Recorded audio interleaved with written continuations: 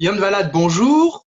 Yann, tu es Bonjour. le directeur de la CAF Poésie à Toulouse. Yann Valade, comment ça se passe pour vous à la CAF Poésie? Avant le début du confinement, on avait commencé à réfléchir à des solutions au cas où on allait être confiné. Ce qui fait que dès le premier jour, en fait, où il y a eu le confinement, on a pu mettre en place cette radio qui est maintenant sur le site de la CAFPO. Complexe, nous, il n'y a pas d'entrée de billetterie, il n'y a pas d'entrée de bar et c'est une partie quand même de notre des revenus, quoi. Ça paye une partie des salaires de l'équipe, ces choses-là, et on partage la billetterie aussi avec les artistes, donc voilà, ça pose des problèmes de gestion collective. Bon, mais pour l'instant, on arrive à résister. D'accord. Et comment tu envisages une reprise à la CAF Poésie, une reprise cet été, à la rentrée? Là, aujourd'hui, on est le 6 mai, il est 10h10. Macron, il va parler dans la journée. D'après Hmm. moi, on va pas pouvoir réouvrir avant janvier 2021. Si Macron, il annonce que pour nous, c'est pas avant septembre, voire janvier, Hmm. euh, j'espère qu'il aura l'honnêteté de prendre une décision, même radicale, mais au moins claire, qui nous permette Ouais. ensuite de nous positionner, plutôt que de rester dans l'incertitude. On voit le rapport de François Bricker, le professeur qui a Ouais. rendu le truc la semaine dernière Hier. à Emmanuel Macron, Ouais. quand il dit voilà, une place tous les 2 ou 3 sièges, la circulation du public, machin, machin, adapter les mises en scène alors des mesures qui sont ingérables pour Ouais. toutes les salles et pour une salle comme la cave encore plus, parce que alors s'il y a bien un lieu à Toulouse Ah qui est oui. synonyme de confinement, c'est bien la cave Po. On se sent Oui. confiné en bas, quoi. Donc on va essayer de trouver des solutions pour à nouveau, voilà, du vivant, euh, proposer du vivant. Or, voilà. Ouais. Malgré tout ça, est-ce qu'il y a des choses qui te manquent pendant cette période? Oui, ce qui manque, c'est le rapport au public. Ce qui manque, c'est ce stress, voilà, qui est à la fois hyper plaisant et hyper angoissant du spectacle vivant. Malgré tout ça, est-ce qu'il y a quelque chose que tu apprécies en ce moment? Oui, ce que j'apprécie, c'est l'inventivité.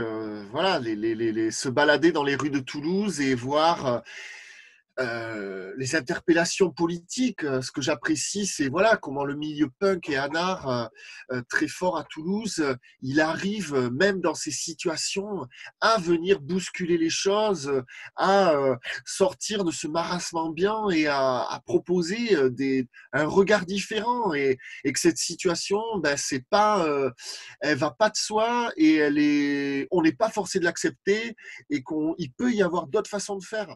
Là, Quels sont pour toi tes espoirs à l'issue de la sortie de ce confinement relatif d'ici quelques jours? Manu, il a dit qu'il avait changé. Donc j'attends le jour d'après. J'attends le jour d'après avec impatience. Bien sûr Individuellement et qu'il l'avait dit. collectivement, il l'a dit. Alors là, moi, c'est fou, quoi. C'est la lutte finale. Ça y est, on y est. On y est enfin. Il a changé, il a tout compris. C'est extraordinaire. C'est peut-être que les politiques, tous ceux qui ont rien compris là, qui se rendent compte que la culture, et ben voilà, et qui vont se rendre compte de la nécessité première de la De culture. l'importance. Et qu'on Ouais, n'est pas juste des saltimbanques rigolos qui divertissent le samedi soir, quoi.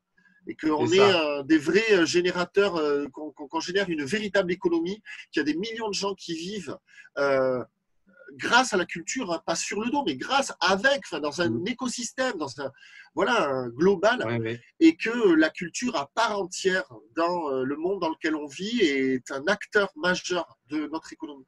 Et donc, arrêtez de sabrer dans le budget de la culture, arrêtez de sabrer dans les aides aux intermittents, voilà, et c'est valable à Toulouse. Si Jean-Luc, tu nous écoutes, arrête de baisser de 5% par an nos subventions parce que Ouais, on est tous des acteurs majeurs de l'économie de la ville. Parce que très bien. Pour terminer, Yann Valade, sur un ton, continuons comme ça, est-ce que tu aurais une œuvre d'art à nous citer, une œuvre d'art qui, dans ta vie, te suit tous les jours ou en ce moment, quelque chose qui t'a marqué et que tu voudrais nous partager? Bah, une œuvre d'art qui me suit dans ma vie tous les jours, je dirais c'est Ferré, Léo Ferré, Mhm. parce que moi, personnellement, c'est un chanteur qui m'a mis debout. Allez sur le site de la CAFPO, vous trouverez sur le site de la CAFPO des podcasts, notamment du travail de Gaspard Chauvelot, qui est un super comédien toulousain qui propose en fait une revue de presse mensuelle. Ouais. Pareil, j'admire vraiment comment voilà, cet artiste, mais comme plein d'artistes, a la capacité à prendre du recul, a la capacité de prendre du recul à quelque chose, de quelque chose. Bon, je sais plus, j'oublie, mais enfin, en tous les cas, il prend du recul sur la situation qu'on vit là et il est capable d'amener des perspectives, de mettre en perspective le réel. C'est hyper jouissif, à la fois de par le message qu'il propose, enfin, le discours qu'il développe, et à la fois par l'humour, la mélancolie, la tendresse qu'il y a. Ouais, Gaspard Chauvelot, ses tentatives d'épuisement chaque mois. D'accord. Merci Yann Valade. Alors, on va suivre tes conseils. Léo Ferré et Gaspard Chauvelot sur les podcasts de la CAF Poésie. Merci beaucoup Yann Valade Merci. pour ta générosité et tes cris du cœur. Je souhaite bon courage à la CAF Poésie